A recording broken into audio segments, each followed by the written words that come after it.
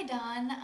I'm Nicole. I'm an intern here with Home Seller Solutions, and I am getting married next fall. And I was kind of wondering where we go with buying a house and where we start. What's the process? So, if you could tell me, that'd be great. Well, hey, Nicole, I'm really happy for you that you're going to be buying a house someday. There's quite a few steps involved in buying a home, and it's really confusing if you're a first-time home buyer. And so, through these videos, I hope to be able to help you and teach other people also what they need to do in order to buy a home. So, the first thing you have to do is decide, do I want to own a home or do I want to rent? And that's only a decision you and Chad can make. And the decision's based on how often I'm going to be moving and what we can afford, how much of a down payment we've saved up. If when you come to those three answers, then you can decide if you really want to buy a home. So if you're going to be living in one area for only a couple of years, I'd probably recommend you think about renting because you're not going to be able to get your sales price back out when you sell the home after you move. So try renting. If you don't have a lot of down payment saved up, then maybe you need to think about staying in a little lower priced rental for a few years and then taking the difference between that and a higher priced rental and saving that money up and using that for a down payment. As a matter of fact, I even heard about one young couple who, after they got married, they lived for 8 months in a tent.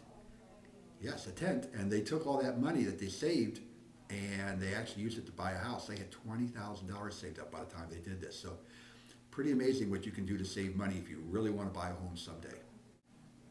Another thing for you and Chad to consider is, why do I really want to buy a home? If you're looking to buy a home or you plan to have kids someday, and I'm asking that because it helps you decide how big of a house you need. Some people plan to have lots of children, they know they're going to stay in the area, so they might as well just buy a 4 or 5 bedroom home now. Other young couples aren't planning on any kids for a few years because they want to get their career established. Well, maybe a condo unit or a townhouse might be perfect for you because you don't want to cut grass maybe. So there's a lot of things to consider before you buy a home. Don, how do I know how much I can afford to own my own home? Well, Nicole, the first thing you have to decide is how big of a home you want. And depending on where you're going to live, home prices vary in each area. For instance, I live in Belleville, and a 3 bedroom home in Belleville might go for anywhere between $80,000 to $200,000. Up in Edwardsville, where you're going to college right now, $80,000 house won't get you very much, so you're probably looking at 130, 140 for a little house to maybe 400,000 up there.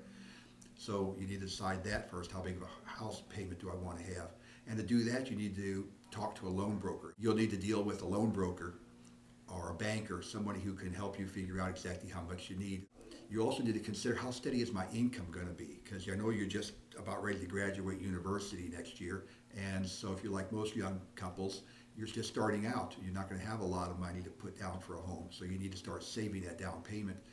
To get your best loan and the cheapest payment, you need to have at least 20% down. So if you're looking at a $200,000 house, you're talking $40,000 cash to put down.